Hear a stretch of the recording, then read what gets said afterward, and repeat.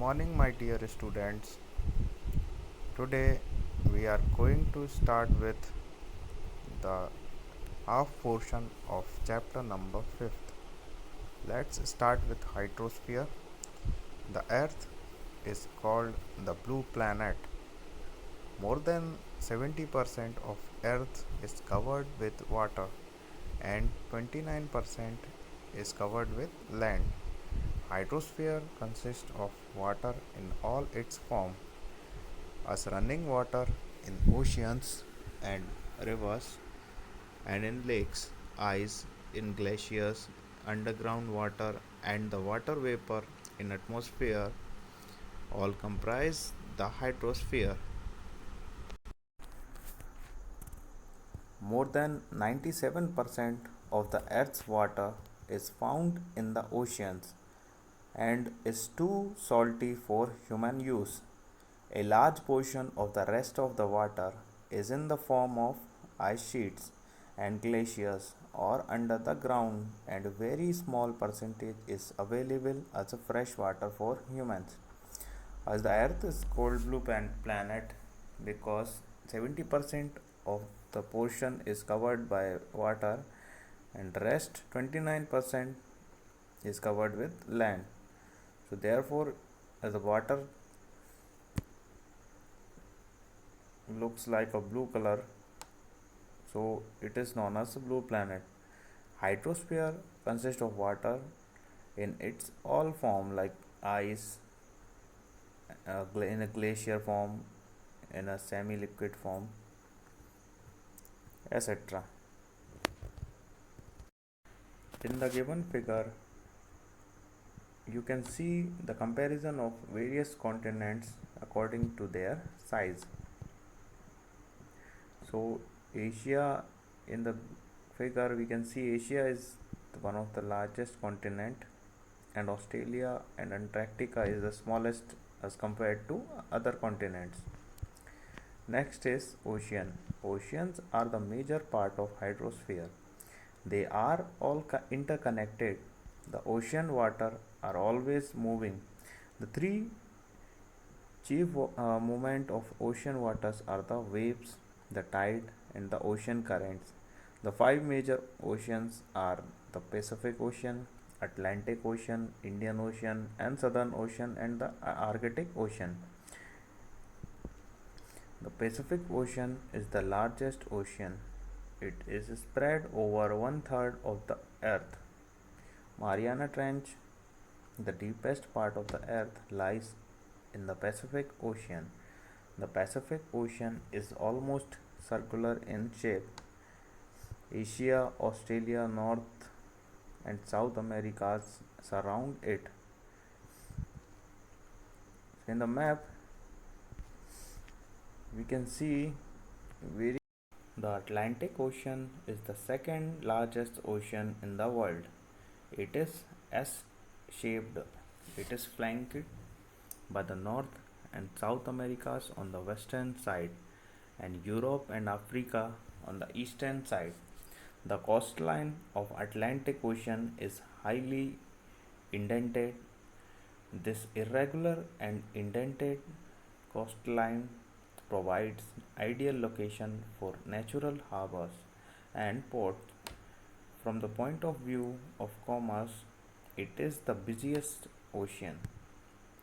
The Indian Ocean is the only ocean named after a country, that is India.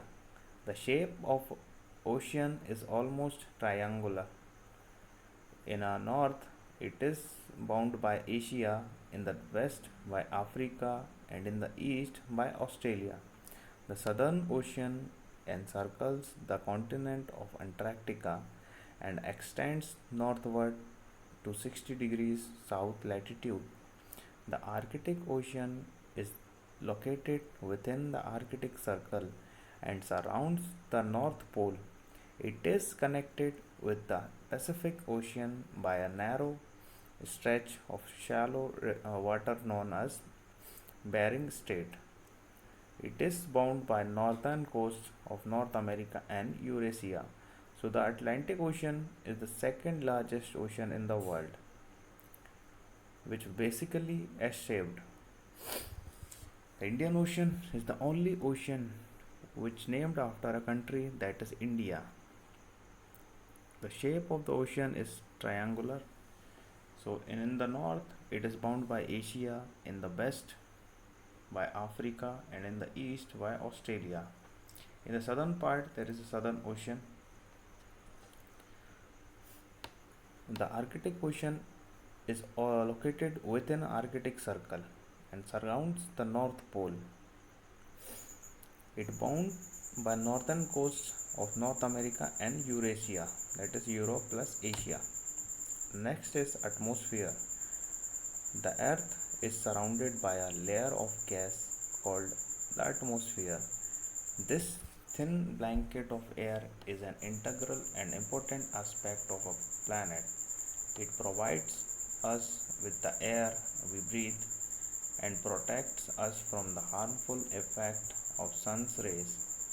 The atmosphere extends up to a height of about 1600 kilometers. The atmosphere is divided into five layers based on composition, temperature, and other properties. These layers, starting from Earth's surface, are called the troposphere, the stratosphere, the mesosphere, the thermosphere, and exosphere. The atmosphere is composed mainly of nitrogen and oxygen. So, the atmosphere which surrounds our Earth, which have the layers of various gases. Thin blanket of air is an integral and important aspect of planet.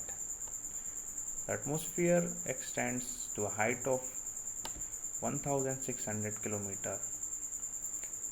These layers starting from Earth's surface are called in the order known as troposphere, stratosphere, mesosphere, thermosphere, and exosphere. The atmosphere is composed mainly of nitrogen and oxygen, which makes up about 99% of clean, dry air. Nitrogen 78%, oxygen 21%, and rest is other gases like carbon dioxide, argon, and others comprise 1% by volume. Oxygen is the breath of life. Oxygen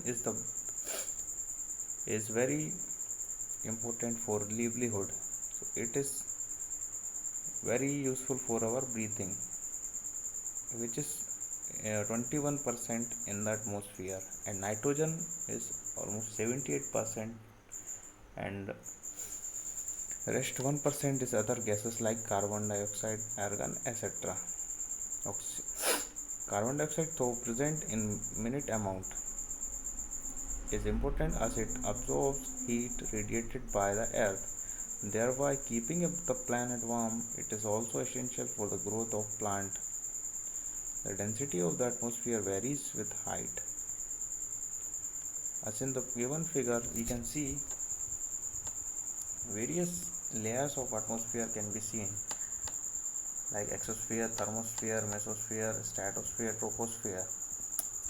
So in the sky there are various layers, and various layers have its own qualities and its own functionings. Like in troposphere, the balloons, gas balloons, and aeroplanes are fly. In stratosphere, we can see the stars. In mesosphere, the rocket, the spacecraft travels, and in thermosphere, the ISS, that is International Space Station, is situated. Okay.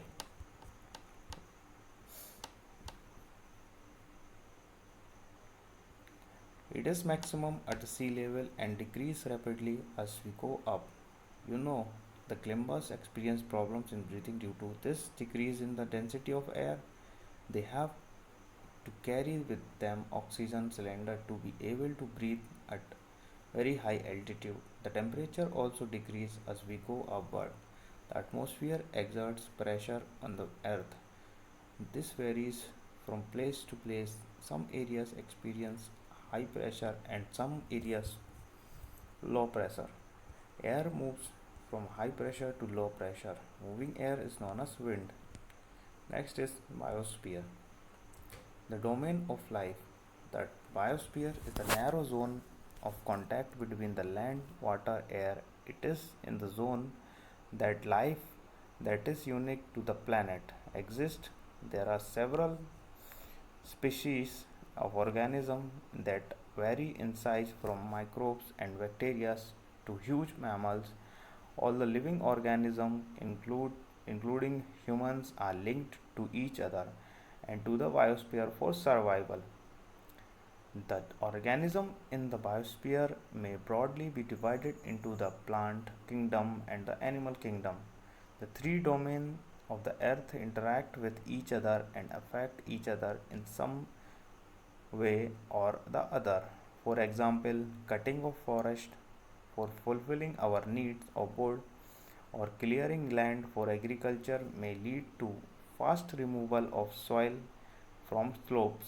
Similarly, Earth's surface may be changed due to natural calamities like earthquakes. For example, there could be submergence of land as happened in the case of tsunami recently.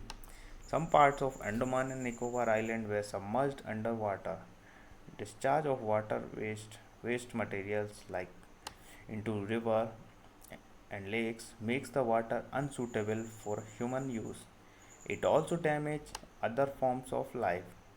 Emission from industries, thermal power plant and vehicle pollute the air. Carbon dioxide is an important constituent of air, but increase in the amount of carbon dioxide CO2 leads to increase in global warming or increasing in the global temperature of the atmosphere. This is termed as global warming. There is thus a need to limit the use of source resources of the earth to maintain the balance of nature between the domain of the lithosphere, the atmosphere and hydrosphere.